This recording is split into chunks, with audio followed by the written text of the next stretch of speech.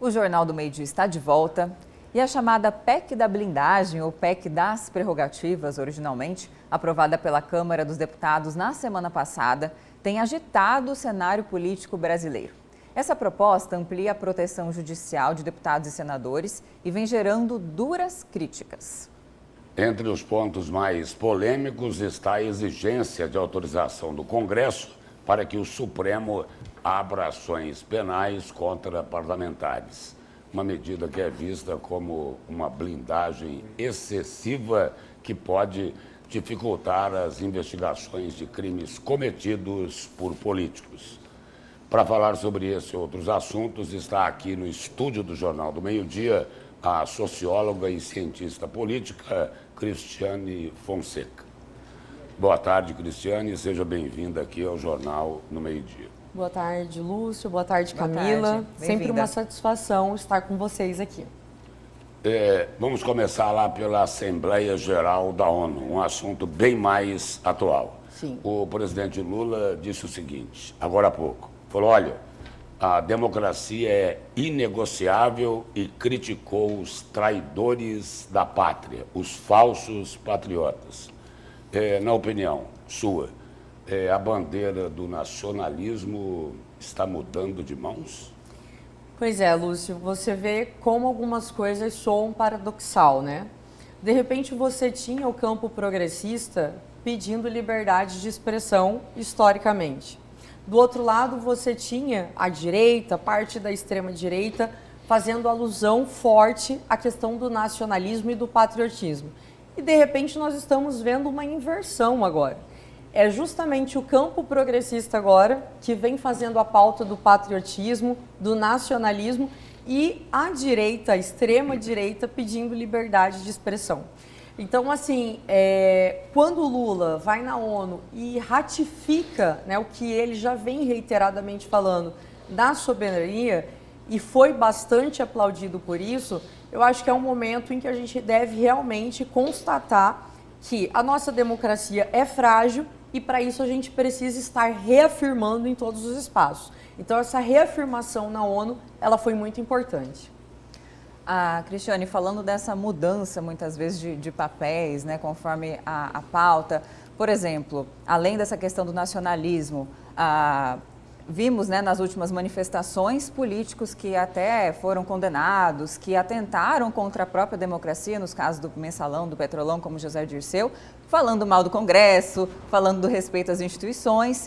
E aí, como que fica essa situação? Parece que muitas vezes os políticos, essas figuras, agem conforme a conveniência, não é verdade? Há não muito tempo atrás, quando o próprio presidente Lula foi investigado, preso, condenado, depois teve o processo anulado e não absolvido, muitos políticos também foram às cortes internacionais pedir, né, uma revisão, falando que era um atentado, que era um golpe à democracia. E, no entanto, eles não foram considerados assim como atentadores à justiça brasileira. Como que você interpreta tudo isso? Bom, assim, você fez uma fala que eu acho que é importante, né? O presidente Lula, ele não foi inocentado, né? Ele teve um processo finalizado, anulado. Né? Anulado. Agora, o ex-presidente Lula, ele aceitou todo o procedimento. Ainda que nós tivéssemos uma mobilização nas ruas pedindo pela não prisão dele, ele seguiu todo o ritual, inclusive sendo processado pela Justiça do Paraná, pela primeira instância, né? Pela primeira instância, como deveria né? ser. Que foi aí sob o comando de Sérgio Moro, e ele teve todo o ritual, né? Passou por todo o processo de ritual para que ele fosse aí então recluso, fosse preso, né? E de repente, o que nós vemos hoje? Hoje nós temos uma outra caracterização. Nós temos uma não aceitação do resultado que houve nas urnas, né? E as urnas são soberanas.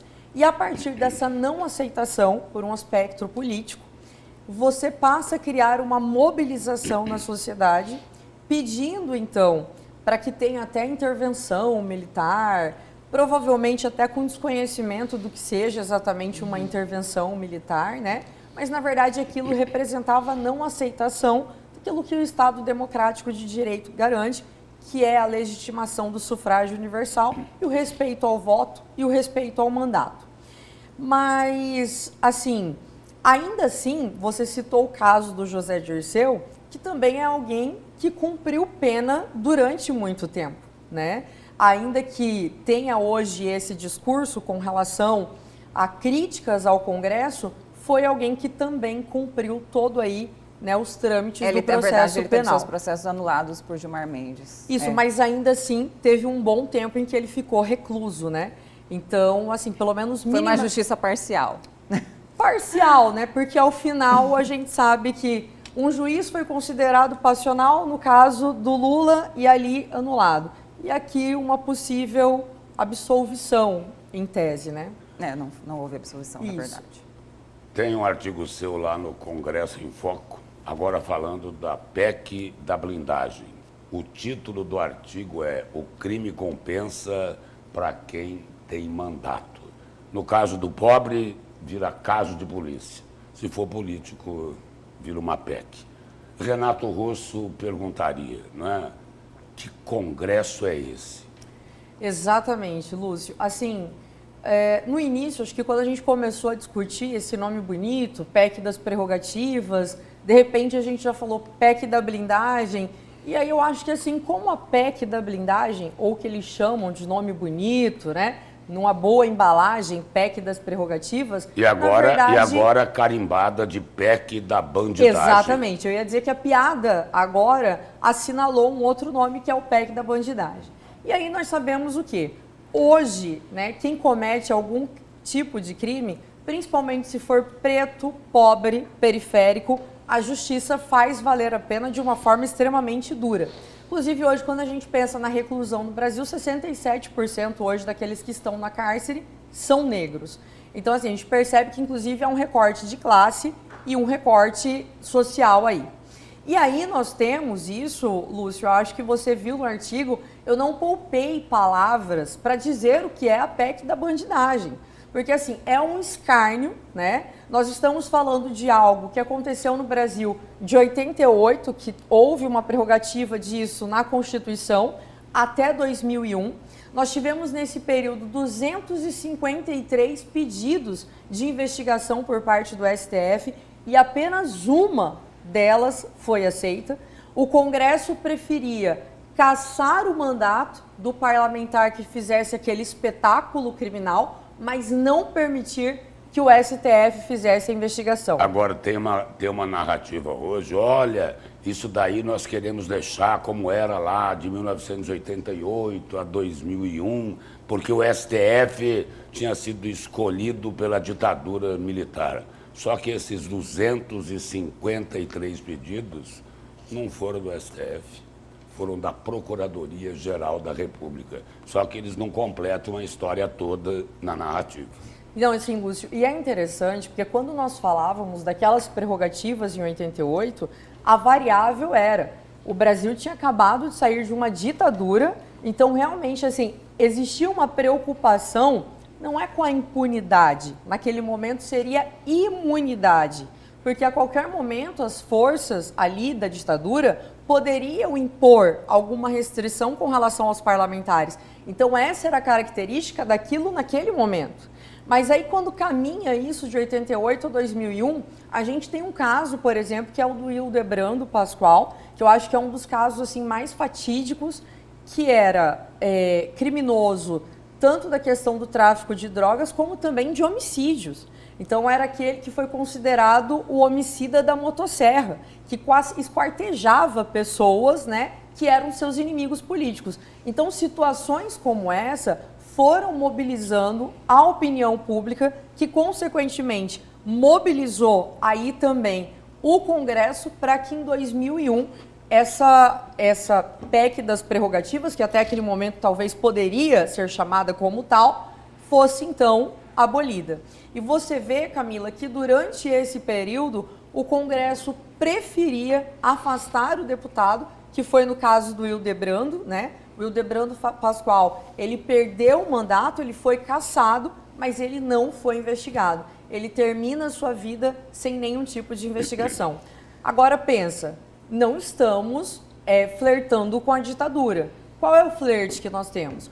Políticos sendo investigados pela questão das emendas PIX, né? E não só isso. eu até coloco no artigo, hoje seria permissível matar, roubar, estuprar, ou seja, crimes dessa ordem, a justiça precisa. Posso investigar, vossas excelências? Posso prender, vossas excelências? Ou seja, é sim, nesse momento de impunidade que nós estamos falando.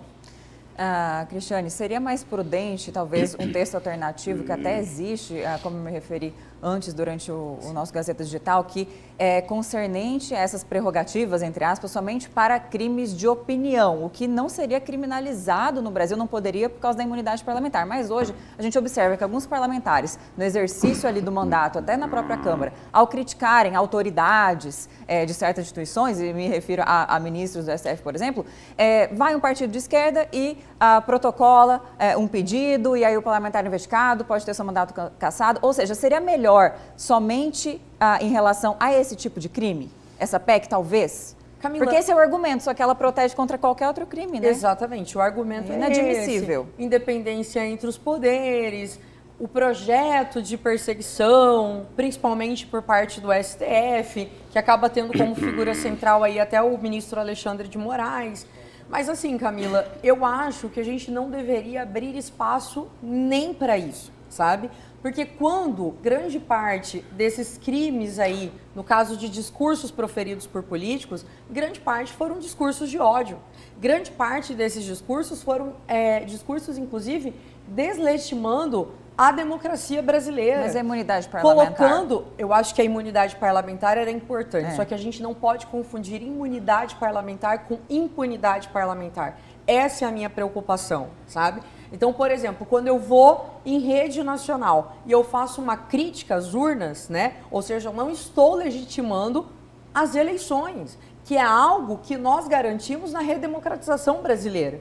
Então, a nossa preocupação, Camila, é que ao relativizar essas falas, a gente possa estar relativizando também falas que atentam realmente e projetam falas criminosas. E antes de encerrar a nossa entrevista aqui, olha, em política nada é impossível. E olha, parece que pintou um clima lá na Assembleia Geral da ONU. Vou ler aqui uma frase do Donald Trump sobre Lula. Nós tivemos uma boa conversa e combinamos de nos encontrar na próxima semana. Mas ele me pareceu um homem muito agradável. Na verdade, ele gostou de mim, continuou Trump. Eu gostei dele e eu só faço negócios com pessoas que eu gosto. Mas nós tivemos uma boa química. Isso é um bom sinal, disse Donald Trump. A minha preocupação agora é como vai reagir Eduardo Bolsonaro. Já está reagindo. Já, né? não é? Já está reagindo, né?